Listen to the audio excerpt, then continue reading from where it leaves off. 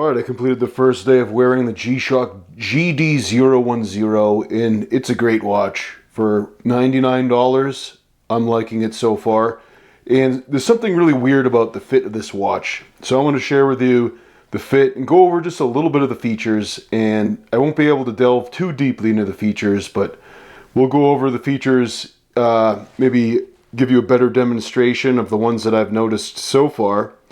But first, let's talk about the fit, okay? Because this watch adds a lot of gap in the wings right here, okay? And I'll just show you, okay? So I'm a big wrister, about, I don't know, 8 1/4 inches around, okay? And so I'm on the second to last notch. So it would probably go out to about 8 1/2 inches, right? And so when you look down the barrel of my arm, there's gaps that I'm not used to seeing, okay? Let me come on over here so you can look down the barrel of my arm. But like when you look right there, okay, you see how the band isn't touching, okay? And so there's gaps, all right? And while wearing it,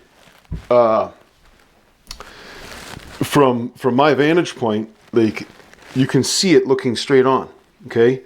And so, does it feel uncomfortable? Not at all. I mean, it feels a little bit loose, and I'm just not used to it because being a big wrister, I'm used to watches always being tight, okay? But I just want to share this information. I'm not saying whether this is bad or whether this is a design flaw. I just want to report this information that I'm seeing on the GD-010 so far. And I think that to show you how like some other watches fit on my wrist, let me grab the Mudman, the GW9500, which has plastic wings, okay? And so obviously these are meant to take up the corners, okay? So when I put this on, this one fits really snug. And this one costs a lot more. This one retails for $380, okay? Let me come back around here so you guys can see. So look down the barrel, okay? It's like tight all the way around, okay? And obviously the wings are meant to take up that gap, but the side of the band is contoured to my arm, okay? And the cheaper watch like the GD-010, I mean, it doesn't have bands, that's fine, or the wings, that's fine, because, you know, sometimes the wings can kind of pinch, and if you have arm hair, you know, they can bite up your arm hair, and if you get really dirty, I mean, this dirt can get under the wings, right? I mean, look right here. You know, if it's the Mudman, right? So you get mud in it, you're gonna get mud in the wings, all right? And so you got to remember to like really clean it out, right? So you don't have that problem. So it is somewhat of an advantage to not have wings, but this, I believe, will affect the perceived lug to lug. Okay, so let me just show you on my wrist. I'm wearing it on notch 2, and so I'm in between 8 and 8 1/2 inches. Honestly, it depends a lot on what was for supper last night and what the temperature is. Like in the morning when it's cool, like I'll wear it on notch 2, maybe even 3, right? But then as I get going, it gets warmer, I start sweating, you know, you kind of get bloated. Then I'm moving it out to notch 2, sometimes even notch 1 if I'm really active. It's just the way this is the way it is, okay? So the GD-010 on my wrist would look like this, okay? Which kind of makes sense when you think about the bone that's on your wrist. I believe it's the humerus, so there's 2 main parts, right, that allows the wrist to pivot, okay? So your wrist is not a spherical shape, right? It's kind of like the humerus. I believe it's the humerus. I'm sorry if it's not, but the arm bone is on the upper part of your wrist, and then your wrist kind of has a belly where all the muscles are, right? Now, okay, so you guys see how that shape is, right? So obviously there would tend to be gaps here, all right? Which is fine, but let's say you are a small wrister, okay, you know, this shape is pretty extreme in terms of how much of an oval it is. And maybe it's supposed to be that way. I don't know. This is something we'd have to check, but I just want to make you guys aware of this fact that this lug width is pretty wide, okay? And to show you how wide it is, let me compare it to some other watches, and you know, we'll just grab the Mudman again. That you can see that the GD-010 ends up being wider than the Mudman, because the Mudman, the band is kind of forced downward by the wings and by the shape. You know, these wings are hard plastic. They're pointing the bands down, okay? And on the GD-010, they splay out further, but the band doesn't splay at all. It doesn't move at the lugs. It has that standard design on the G-Shock where it's fixed. There's no articulation at the lugs, okay? See, it's not moving. If I were to move the band, the point of articulation is up here, like down the band, see? See how the watch moves? I believe that this is like an accordion shape, is what they call it. It's on a lot of divers' watches. I saw a watch on Laco, made by Laco, that has like extreme accordions, which, you know, they're German, all right? The Germans are known for their extreme accordions, and so the same over here, all right? So what I'm trying to get at is that I think that this lug width, when you measure the lug, like some of the tabletop reviewers, they'll get their calipers and they'll line up the calipers with the actual lugs. But on this G-Shock watch, the effective lug width, like where this band actually articulates, looks to be very wide, okay? And this is the same thing I mentioned on the new steel watch I got. Let me get that one, excuse me. But that watch had a similar feature to it, where the lugs, which, wow, it looks very similar. It'll be funny if these are interchangeable bands. Wouldn't that be funny, putting a steel bracelet on the new GD-010? Maybe we should try that.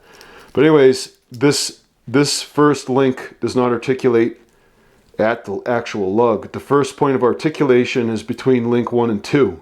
See? So the actual effective lug width is pretty far. It's like 3 inches, right? So the same thing's going on here. All right, now let me compare the GD-010 to the G-Shock of epic proportions, which is the King. And this is my GXW56BB, okay? And I mentioned earlier about changing it to a positive LCD. Termit mentioned, he was trying to tell me that it'd be better just to buy a positive display. And I think that's true, but what I really like about the GXW56BB is the W part, meaning it has a tough solar and the multi-band 6, right? This one will sync up its time, okay? And so look at this lug width, okay? And now look at this lug width. The GD-010 is, when I hold it like this, look how wide that is. Now, it's pretty wild for me to complain that a watch would have lug width too wide. I mean, I've been griping about how, you know, as much as I love watches, a lot of watches that I would like to own, I just cannot, because they just do not fit, right? And so let me turn it around just to be fair. So now the King is on top.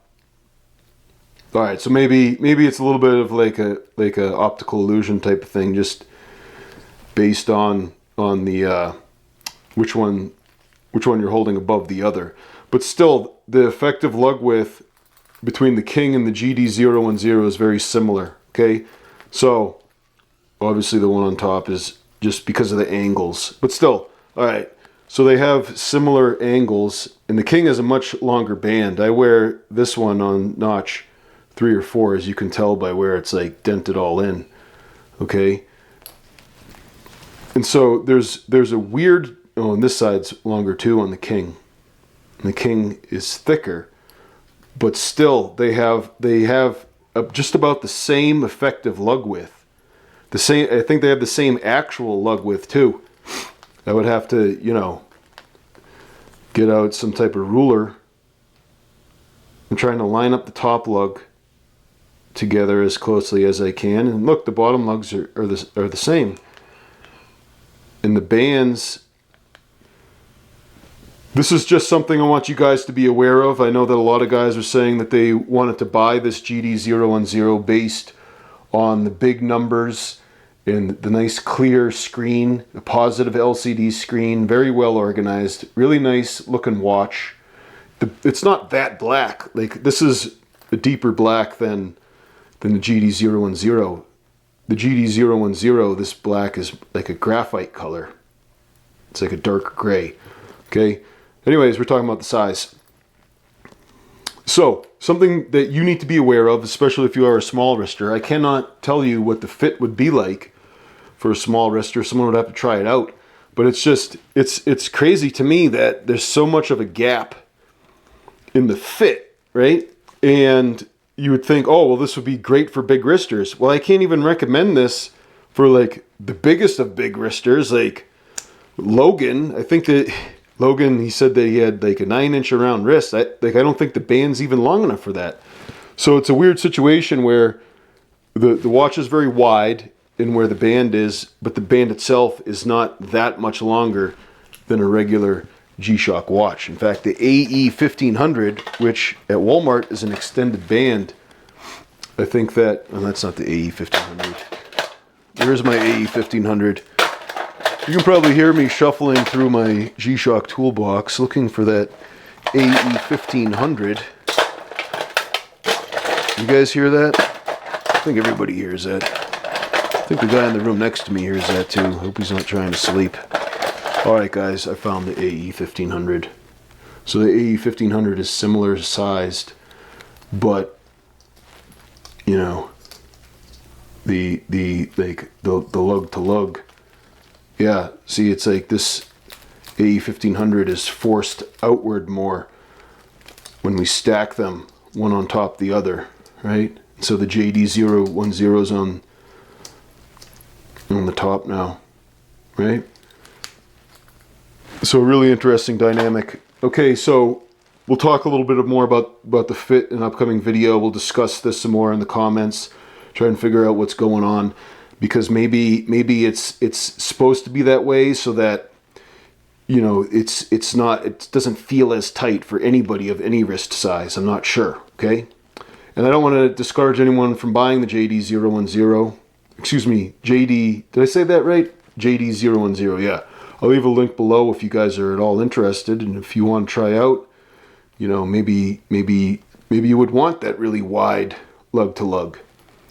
Let's talk about the functionality, because when I was unboxing this, I meant to say something about Gary Hunt's comment on another video where we were just discussing this GD-010, and while we were waiting for the GD-010 to be released, Gary Hunt purchased this overseas. He jumped the gun. Okay, we're at the starting line waiting for the gun to fire, and Gary Hunt's running by us. Has already owned this for some time because it was released in Asia first, and he managed to pick one up.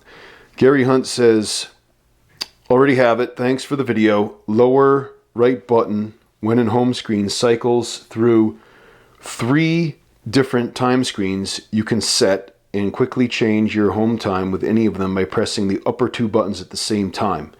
You can also do the switch from world time mode screen. Great travel feature. All right, yeah. So if you were to go in between the time zones, then you could set the from the home screen itself. You don't have to go to world time to change the time zone. Okay, when I unboxed this, I was confused because it was cycling through different time zones. And I don't know what was going on. Maybe it's like a demo mode or something, but let me grab my pointer pen so you can see. This is the main time, all right? Up here it says Tuesday, 9:17, okay?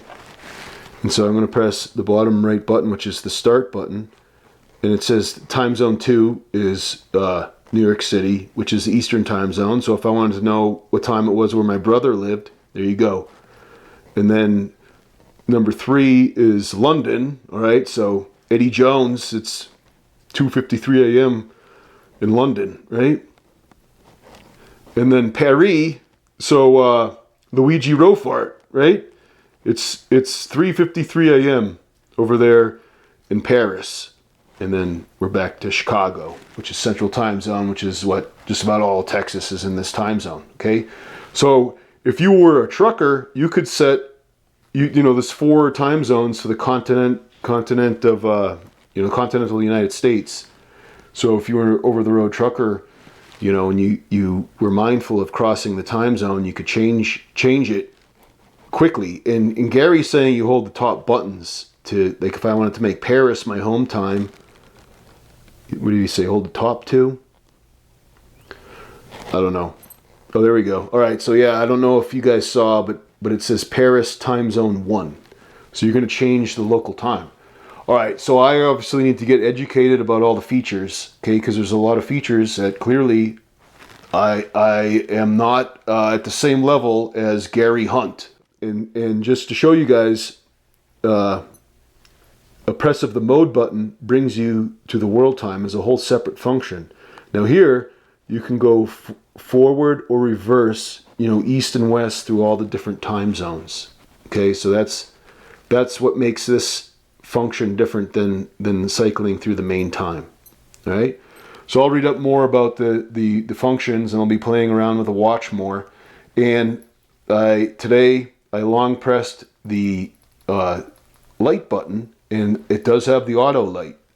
So now when I flip up, it has to be dark, but when I flip up my wrist, the light comes on. Okay? And so far I really like it, right? And it did feel weird at first. I'm used to, with a Mudman, all watches is hugging my wrist. So the sensation of having a watch that splays out, well, it doesn't even splay out, it's just like fixed with such a wide opening. It felt kind of weird at first, but I was able to push it up on my arm so that, I always wear my watches above this bone, and you can see how watches have, they push down my flesh there. Like my right wrist is like significantly larger than my left one. And this is the one I shift with in the truck. So the GD-010, guys, if you were interested, I'd say get it. It's only $100, right? I'll leave a link below, but I mean, I just want to make you guys aware of that splaying out. But everybody who's bought it for himself says he likes it, right? Gary Hunt says he likes it, and some other gentlemen who've checked in said they liked it, and some of the diehard G-Shock Giga Chads say they're interested in it. For example, Termit said that it's not a bad deal. All right, so that's pretty significant. But we will look at everybody's comments, okay? In an upcoming video, I'll go through them all. But for now, I just wanted to show you this, okay? So stay tuned for going through your comments about the GD-010. And remember, Jesus is the way, the truth, and the life. No man comes to the Father except through him.